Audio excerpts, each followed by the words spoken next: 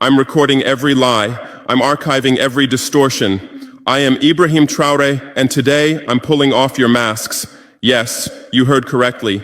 I, whom you call a young military junta leader, whom you brand as a dangerous radical, whom you serve up as an anti-Western dictator, am now telling you the truth. And this time you cannot turn off your microphones. This time you cannot turn away your cameras. This time your editors cannot cut this speech, because the world you monopolize no longer exists. Because millions will hear these words now, without passing through your filters, without being subjected to your distortions, without being muddied by your lies.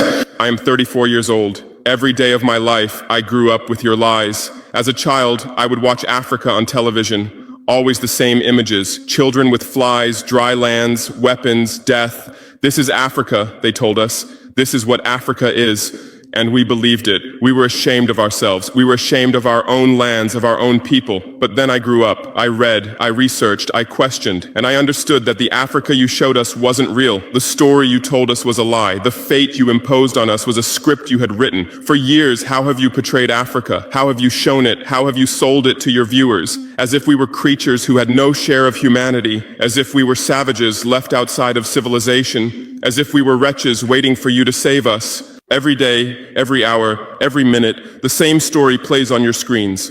Hunger, war, disease, corruption, terror, chaos. These are the words that come to mind when Africa is mentioned. In your Africa dictionary, there are no other words. No hope, no success, no development, no resistance, no honor, no pride, no victory. So I ask you, New York Times, Washington Post, Guardian, Le Monde, have you ever made Africa's successes your headlines? How many times have you written about Rwanda's technology miracle? How many times have you shown Ethiopia's reforestation project? How many times have you praised Botswana's democratic success? How many times have you described Kenya's entrepreneurial ecosystem? No, because these don't fit your scenario. Your Africa cannot be successful. It cannot, because then how will you legitimize your exploitation? If it's not in need of help, how will you intervene? If it's not backward, how will you look down on it? Have you ever asked yourselves, has any editor sitting at their desk, any news director in a meeting, any columnist at their keyboard ever thought, why are the people of the world's richest lands poor? Here are the numbers for you, real numbers. Africa owns 70% of the world's cobalt reserves. Your cell phone, your computer, your electric car won't work without cobalt. This cobalt comes from Congo, but Congolese can't afford cell phones. Africa owns 90% of the world's platinum reserves. Catalytic converters, electronic devices, medical implants, they all need platinum. This platinum comes from South Africa, but South Africans are crushed by unemployment. Africa provides 30% of the world's gold production. Mali, Burkina Faso, Ghana, Tanzania. Gold flows like rivers from our lands. But our people swim in poverty. Africa supplies 65% of the world's diamond production. Botswana, Angola, Congo, Sierra Leone, billions of dollars worth of diamonds are extracted, but our miners live on $1 a day. Africa owns 35% of the world's uranium reserves. Niger, Namibia, South Africa. Nuclear plants run on our uranium. Paris lights burn with our uranium, but our villages have no electricity. And you still ask, why is Africa poor? No, the right question is, how was Africa kept poor while being so rich? Here's your answer. Colonialism didn't end. It changed shape. You used to come and occupy our lands. Now you come and establish companies. You used to take by force. Now you make agreements. You used to rule with the whip. Now you rule with credit. Let me give you concrete examples.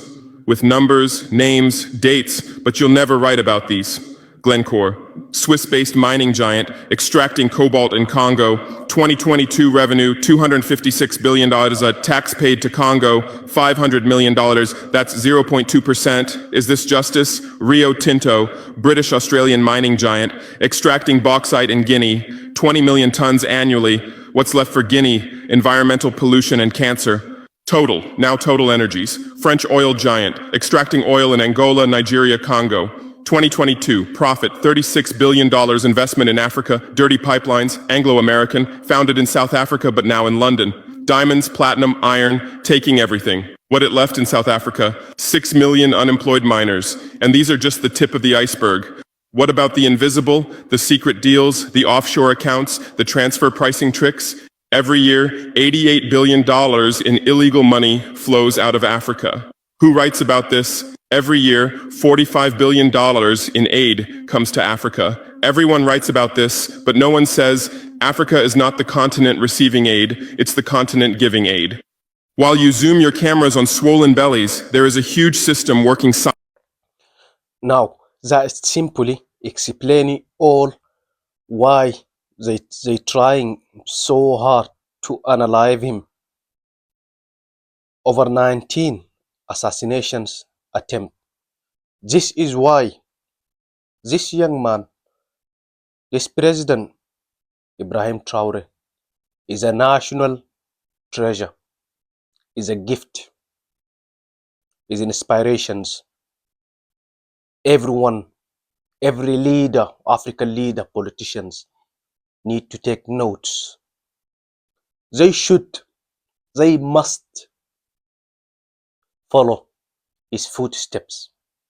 Otherwise, they will be overthrown because awareness is spreading in Africa among Africans like a wildfire. The old tricks, the games, the exploitations no longer works. They no longer work. This generation is different.